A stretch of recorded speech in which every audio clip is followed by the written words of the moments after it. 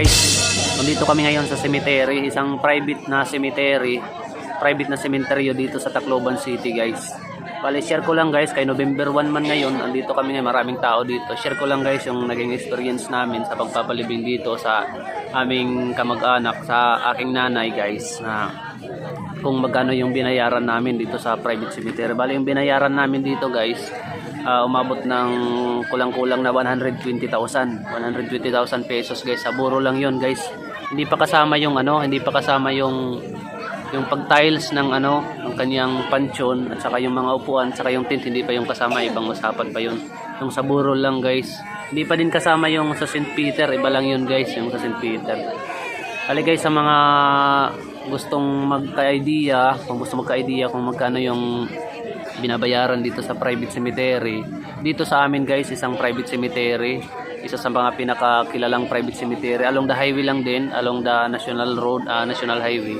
Bali yung binayaran namin ay umabot ng kulang-kulang na 120,000. Ayun guys. Doon naman sa barangay namin na Basay Samar, bali yung sementeryo namin doon na malapit sa barangay namin ay libre lang yon dati.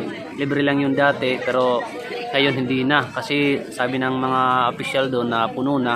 Kaya yung katabing lupa, yung private na lupa na katabi, yun na yung nag-offer ng ng burol. Pero hindi libre guys, hindi libre. Umabot ng 10,000 pesos kada isang burol din. Pero medyo malawak na yung lupa. Siguro mga isa, dalawa, tatlo, apat, lima, 5 by 5 yata yun guys, hindi ako nagkakamali. Kasi kasya yung dalawang kung magkatabi yung dalawang burol.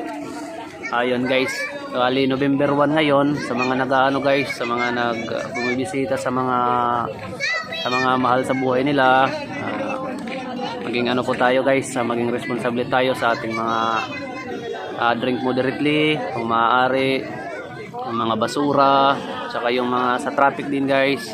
Sa traffic, huwag kayong paparada sa mga alanganin para hindi magkaroon ng traffic.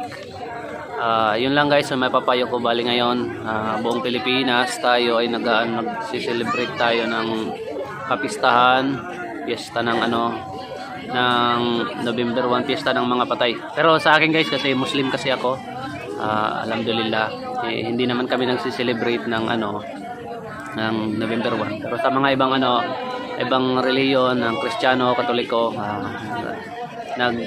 nagbibigay po ako ng respeto sa inyong kultura. Yun lang guys, maraming salamat sa panonood. Marami pa tayong pag-uusapang mga amazing na mga bagay. Maraming salamat.